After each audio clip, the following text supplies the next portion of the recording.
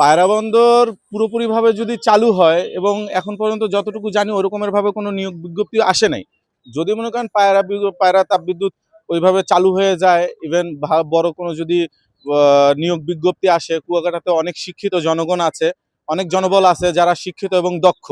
তারা এলাকার ভিতরেই কোনো একটা কাজ বা কোনো একটা ব্যবসা করতে চায়, কিন্তু এরকমের কোনো সুযোগ না থাকার কারণে তারা সেই কাজটা করতে পারতেছে না।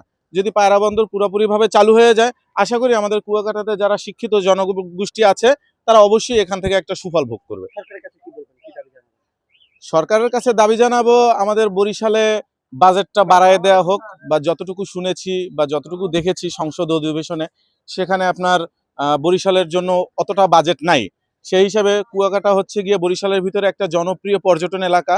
এখানে যদি আপনার বাজেটটা বাড়িয়ে দেওয়া হয় এবং বাজেটের অনুযায়ী যদি কুয়াকাটাকে উন্নয়ন করা হয়, সেক্ষেত্রে কুয়াকাটাটা বিশ্বমানের একটা পর্যটন এলাকা হিসেবে ঘোষণা করা সম্ভব হবে। এই জন্য সরকারের কাছে অনুরোধ জানাবো আমাদের বরিশালকে আরো উন্নত এবং পর্যটন বান্ধব হয়ে আমাদের বাজেটটা বরিশালের জন্য আরো বাড়ায় দেওয়া হোক।